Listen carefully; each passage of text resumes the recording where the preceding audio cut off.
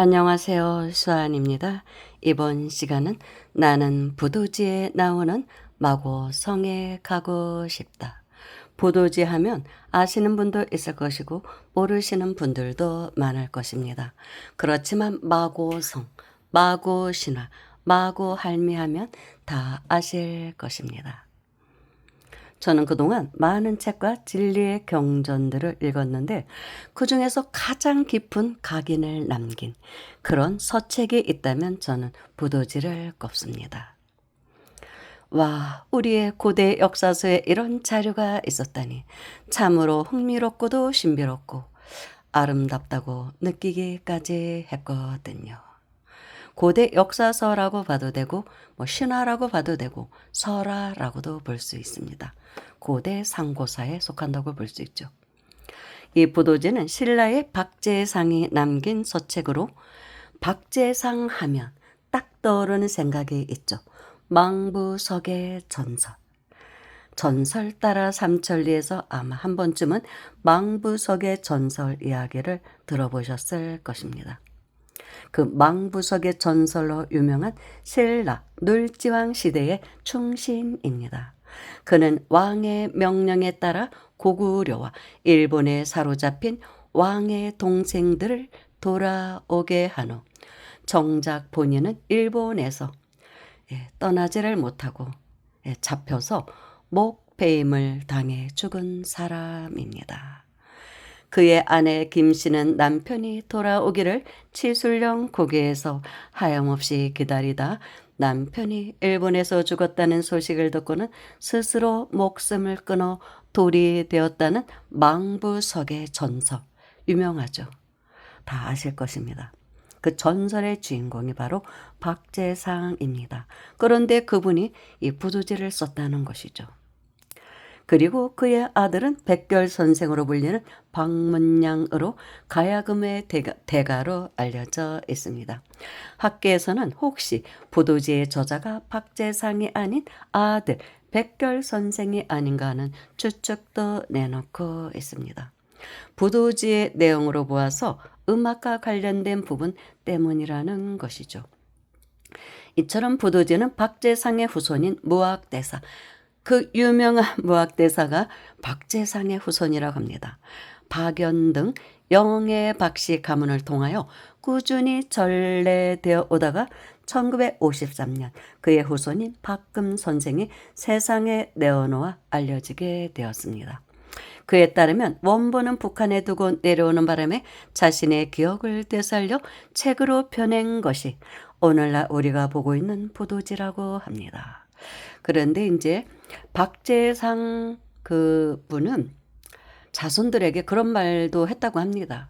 내가 직접 쓴 것이 아니라 어느 신인이 와서 가르쳐 줘서 기술을 해라 이렇게 해서 자기가 받아 적었을 뿐이다. 그런 말도 하셨다고 합니다. 어떤 신인이 알려줬다. 원 제목은 징심록 상교 제1지라고 하는데 이 징심록에는 천부경도 기록되어 있다고 합니다. 징심록 하면 들어보셨을 것입니다. 그러니까 부두지와 천부경은 고대 역사와 경전이라는 한 쌍으로 전래되어 왔던 것으로 볼 수 있다는 것이죠. 부도지는 총 33장으로 구성되어 있는데 1장부터 26장까지는 마고의 천지창조에서 시작하여 궁이, 황궁, 유인, 환인, 환웅, 단군, 음루까지 이어지는 7천년의 역사를 기록하고 있고 27장부터 33장까지는 후삼한과 삼국의 이야기로부터 부도의 재건과 복본의 회복으로 마무리가 됩니다. 부도지의 첫 장을 열면 성경의 창세기와 매우 유사하다는 느낌을 받습니다. 그래서 부도지를 동양의 창세기라고 불립니다. 창세기는 서양의 창세기는 성경의 창세기는 천지 창조의 내용을 기술한 것이라면 부도지의 창조 설화는 천지 개벽의 내용을 기술한 것이라는 점에서 차이가 났지만 상당한 공통점을 발견할 수 있다는 것입니다. 부도라는 의미는 하늘의 뜻에 부합하는 도시, 혹은 나라를 의미합니다.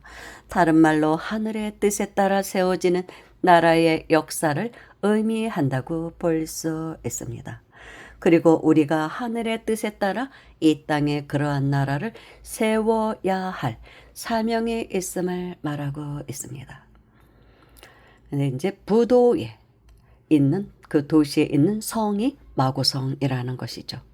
그런데 이제 어떤 분들은 마고성은 실제 했던, 그러니까 지구상에 있었던 파미르 고원 쪽 어딘가 있었던 실제 했던 고대 국가에 있었던 성이다. 뭐 이렇게 말하는 사람도 있고, 아니다, 저기 시리우스 별 거기에 있던 고대 도시, 그러니까 인류의 시원, 그러니까 인류를 시리우스 별에서 왔다고 보는 그런 역사가들도 있거든요. 그렇게 말하는 사람도 있어요. 그런데 부도지를 읽어보면 그러기보다는 상징으로 보고 인류 근원의 어떤 것을 신화로 이렇게 엮었던 게 아닌가, 소설처럼 그렇게 써서 인류에게 전해진 게 아닌가. 고대의 그런 선구자들이, 선지자들이 뭐 그런 생각도 들고, 그런데 또 불교에서는 인류의 근원을 색계 광음천이라고도 합니다. 색계 광음천에서 지금 현생, 지금의 그러니까 인류, 이 지구상에 존재하는 인류의 시원은 바로 색계 광음천에서 온 빛의 존재들이었다라고도 말합니다. 광음천이니까 빛의 존재들이었겠죠. 인류의 원형 인간이라는 것입니다. 아담 카드몬이라고도 하거든요. 바로 색계 광음천에서 왔다는 것입니다. 우리가 바로 그들의 후손이라는 것이죠. 그래서 뭐가 뭔지는 모르겠어요. 아무튼 상당히 이제 고대의 신화지만 여기에는 많은 상징적인 의미가 들어 있습니다. 저는 부도지를 대할 때면 조용히 눈을 감고 묵상에 잠깁니다. 나의 의식은 멀고 먼 태고의 시대, 인류 근원의 시대, 우주 근원의 시대, 마고성 시대로 향해 갑니다. 인간의 육안으로는 볼 수 없는 천인들의 세계가 펼쳐집니다. 그때 그곳에 살던 천인들은 심성이 맑고 조화로웠다고 합니다. 그들은 땅에서 나오는 지유, 즉 순수 에너지만을 먹고 살았기 때문에 혈기가 아주 맑았다고 합니다. 천인들은 영적인 각성을 하였기 때문에 소리 없이 말하고 들을 줄을 알았습니다. 천인들은 형상을 갖추고 빛처럼 움직일 수 있었기에 걷고 뛰고 오고 감이 자유로웠답니다. 그들은 늙거나 죽지도 않고 귀에는 오금이 박혀 있어 하늘의 소리를 모두 들을 수 있었다고 부도지에서는 마고성의 상태를 그렇게 표현하고 있습니다. 그러던 마고성의 천인들은 금단의 열매인 포도 열매를 따먹기 시작하고 그때부터 몸에 독이 생기고 이빨이 나고 하면서 점점 빛을 잃어갑니다. 그래서 신성한 도시 마고성에 더 이상 살 수가 없어 추방을 당하게 됩니다. 에덴 동산과 비슷한 내용이죠. 인류의 추락을 상징합니다. 우리들은 바로 그 마고성에서 추방당한 천인들의 후손이라는 것입니다. 그들은 마고성을 떠나올 때 다시 마고성으로 돌아올 것을 맹세를 했었다고 합니다. 복분의 서원이라고 합니다.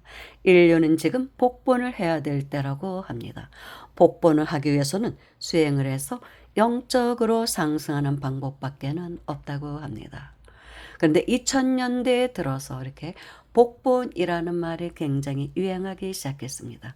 때가 되었다는 것이죠. 그 복본이란 후천 개벽이 되면 다시 원시 반본한다고 하거든요. 다시 돌아간다. 그래서 복본이라는 말이 나오기 시작했던 것 같습니다. 그런데 이 부도지는 강단사학께서는 위서라는 논쟁도 있습니다. 근데 뭐 그렇게 생각하는 사람들은 그렇게 생각하도록 내버려 둘 수밖에 없죠. 전해 내려오는 신화 속에 새겨진 그 비밀한 뜻을 읽어내지 못하는 사람들에게는 이런 신화라는 것은 그저 옛날 이야기 그 이상도 이하도 아닌 것입니다. 하지만 근래에 와서 제게 든 생각은 오히려 그런 전승의 이야기에 보다 깊은 진리가 숨어 있다는 생각입니다. 그레이엄 행콕의 신의 지문을 읽고 나서 이 확신은 더해졌습니다. 전해오는 비전들은 모두 신이 남긴 지문이라는 것입니다. 우린 그 지문을 해독할 수 있어야 하고 이제 서서히 그 지문에 남겨진 비밀한 가르침을 읽어내는 사람들이 생겨나고 있습니다. 저는 그렇게 영적인 사람들을 매우 좋아합니다. 부도지는 동양의 창세기라고 할 수 있기 때문에 꼭 읽어봐야 하고 그 속에 담긴 선인들의 메시지를 읽어낼 수 있어야 합니다. 인류 근원에 대한 우주의 근원에 대한 이야기 속에서 참 진리를 발견할 수 있어야 한다는 것이죠. 그래서 저는 참으로 아름다운 이야기가 부도지라고 생각합니다. 이보다 더 아름다운 이야기가 있을까? 나의 의식을 먼 태고 쪽으로 데려가 낙원을 꿈꾸게 해주는 이야기가 바로 부도지입니다. 우리의 의식은 마고성을 향해야 합니다.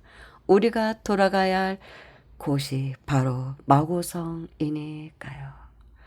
제가 다음에는 이 부도지의 원문, 그러니까 한글 부도지 독송용 부도지를 한번 방송을 할까 합니다. 지금은 이제 부도지란 이런 내용을 담고 있다는 것을 알려드리는 차원에서 이 방송을 마련했습니다. 감사합니다.